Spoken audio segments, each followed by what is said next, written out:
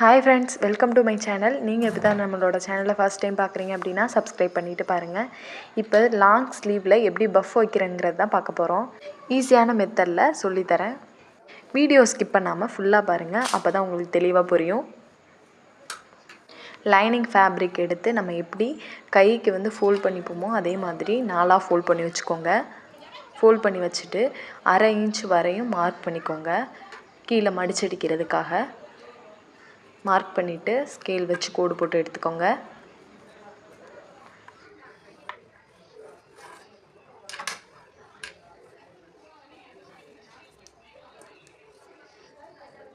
எனக்கு ஸ்லீவோட length 10 inch வரையும் தேவைப்படுது. உங்களுக்கு எவ்வளோ தேவைப்படுதோ அதை மார்க் பண்ணிக்கோங்க. நான் தையலுக்கும் சேர்த்து தான் எடுத்திருக்கேன். 9.5 இன்ச்சு ஸ்லீவோட லென்த்து, 1/2 இன்ச் தையலுக்காக எடுத்து மொத்தமாக 10 இன்ச்சு எடுத்திருக்கேன். இப்போ ஸ்லீவில் எண்டில் எவ்வளோ அளவுங்கிறத மார்க் பண்ணிக்கோங்க. எனக்கு 4.5 இன்ச் நான் எடுத்திருக்கேன். உங்களுக்கு எவ்வளோ வேணுமோ அதை எடுத்துக்கோங்க. இப்போ ஆம் ஹோல் லென்த் மார்க் பண்ணிக்கலாம். எனக்கு 7.5 இன்ச் இருக்குது. நீங்கள் உங்களுக்கு எவ்வளோ வேணுமோ அதை மார்க் பண்ணிக்கோங்க. ஆம் ஹோல்லேருந்து எப்பயுமே 3 இன்ச் மைனஸ் பண்ணுவோம் இல்லையா, அதே மாதிரி மைனஸ் பண்ணி எடுத்துக்கோங்க. இப்போ ஸ்ட்ரைட்டாக கோடு போட்டுக்கோங்க. கீழே நம்ம எண்டில் மார்க் பண்ணோம் இல்லையா, அது வரையும் கோடு போட்டுக்கோங்க.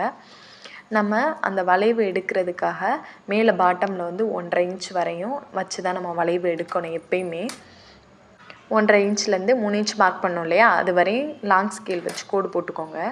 இப்போ நம்ம அந்த வளைவு தான் எடுக்க போகிறோம். ஒன்றுமே இல்லை, 1/4 இன்ச் வரையும் இந்த சைடு உள்ளடக்கின மாதிரியும் 1/4 இன்ச் மேலே உள்ளடக்கிற மாதிரியும் எடுத்திங்கன்னா அழகாக அந்த வளைவு நமக்கு கிடச்சிரும்.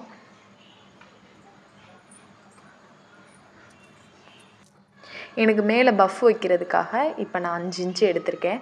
உங்களுக்கு பஃபோட நீளம் கம்மியாக வேணும் அப்படின்னா நீங்கள் 4 இன்ச்சு இல்லை 3.5 இன்ச்சு எடுத்துக்கோங்க. நானாக 5 இன்ச்சு எடுத்திருக்கேன். அப்போ தான் அழகாக தெரியும். 5 இன்ச்சு மார்க் பண்ணதுக்கப்புறம் ஆம் ஹோலில் பாதி அளவு எடுத்துக்குங்க. அந்த மேலே வளைவு எடுக்கிறதுக்காக பாதி அளவு அப்படியே நீங்கள் டேப்பை மடக்குனீங்க அப்படின்னா பாதி அளவு கிடச்சிரும்.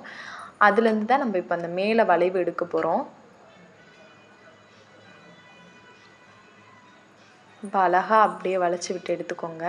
மேலே எது வரையும் நம்ம வளைச்சி எடுக்கணும் அப்படின்னா 2 இன்ச் வரையும் எடுத்துக்கலாம், இல்லை 1.5 இன்ச் வரையும் எடுத்துக்கலாம்.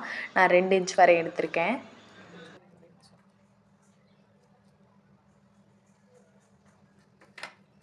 எக்ஸ்ட்ரா தையலுக்காக விடுவோம் இல்லையா கீழே கையில், அதில் நான் 1.5 இன்ச் வரையும் விட்டுருக்கேன். உங்களுக்கு எவ்வளோ வேணுமோ அவ்வளோ எடுத்துக்கோங்க. எடுத்துகிட்டு இப்போ கட் பண்ணிக்கோங்க. கட் பண்ணும்போது ஒரு 1/4 இன்ச் விட்டு தான் கட் பண்ணணும். அப்படியே மார்க் பண்ணதில் வச்சு கட் பண்ணிடக்கூடாது. இப்போ கட் பண்ணி எடுத்ததுக்கப்புறம் ஆம் ஹோலில் ஒரு கட் பண்ணி விட்டுக்கோங்க. அப்போ தான் நமக்கு தைக்கும்போது நமக்கு அந்த பஃப்புக்கு மடிப்பு எடுக்கும்போது நமக்கு கரெக்டாக தெரியும்.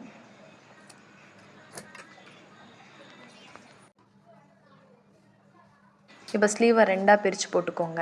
பிரிச்சுட்டு நமக்கு ஃப்ரண்ட் சைடில் எந்த சைடு நமக்கு ஃப்ரண்ட் சைடு எடுக்கிறோமோ அந்த சைடு நம்ம அந்த லூஸ் கிடைக்காமல் இருக்கிறதுக்காக 1/2 இன்ச் வரையும் நம்ம உள்ளடக்கி விட்ட போகிறோம். நம்ம ஆம்கோல்லேருந்து கை ஜாயின் பண்ணுறோம் இல்லையா, அது வரையும் நீங்கள் வெட்டி எடுத்துக்கிட்டால் போதும்.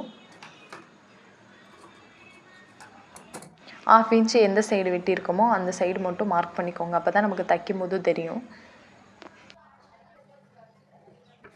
இப்போ சாரியோட கிளாத் எடுத்துக்கோங்க. கிளாத் எடுத்துகிட்டு நம்ம லைனிங் எப்படி ஃபோல்ட் பண்ணோமோ அதே மாதிரி ஃபோல்ட் பண்ணிக்கோங்க. 4ஆக ஃபோல்ட் பண்ணிக்கோங்க.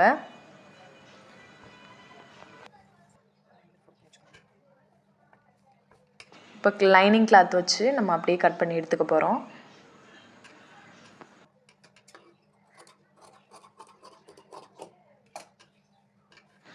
இப்போ வாங்க எப்படி ஸ்டிச் பண்ணலான்னு பார்க்கலாம்.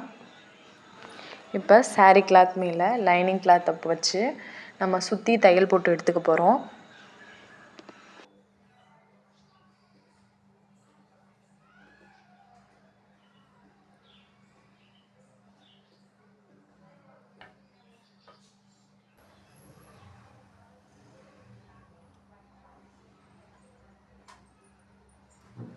லைனிங் ஃபேப்ரிக் மேலே ஃபுல்லாகவே தையல் போட்டு எடுத்துக்கோங்க.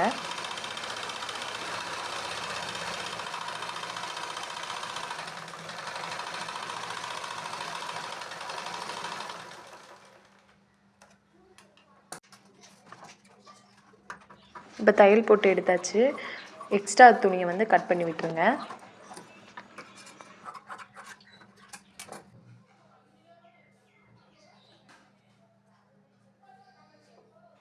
ஆம் ஹோல் மார்க் பண்ணியிருக்கோம் இல்லையா, அதை ஒரு ஸ்ட்ரெயிட் லைனாக வரைஞ்சிக்கோங்க. 2 சைடும் அர்க்காட் பண்ணி விட்டுக்கோங்க. அப்போ தான் நமக்கு மடிப்பு எடுக்கும்போது நமக்கு கிளியராக தெரியும். இப்போ 1/4 இன்ச் வரையும் வச்சு கொஞ்சம் கொஞ்சமாக மடிப்பு எடுத்துக்கோங்க.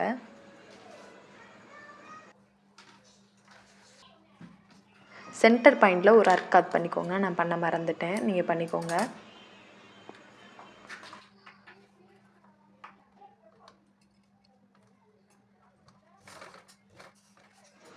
கொஞ்சம் கொஞ்சமாக 1/4 இன்ச் வரையும் வச்சு நீங்கள் மடிப்பு எடுத்துக்கோங்க.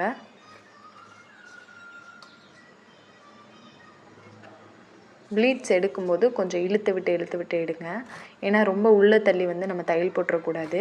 ப்ளவுஸில் வச்சு ஜாயின் பண்ணும்போது நமக்கு இந்த தையல் வந்து வெளியில் தெரிகிற மாதிரி இருக்கும்.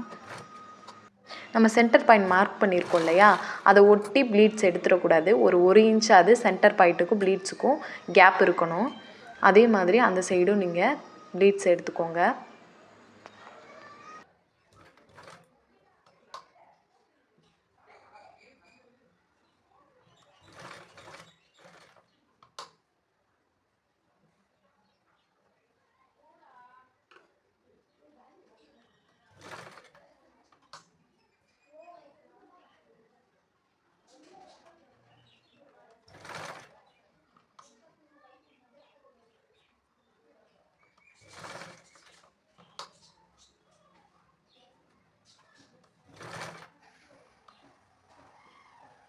இப்போ 2 சைடும் சென்டர் பாயிண்ட்கிட்ட வராமல், அதாவது 1 இன்ச்சு கேப் விட்டு நம்ம ஃபினிஷ் பண்ணி எடுத்துக்கலாம்.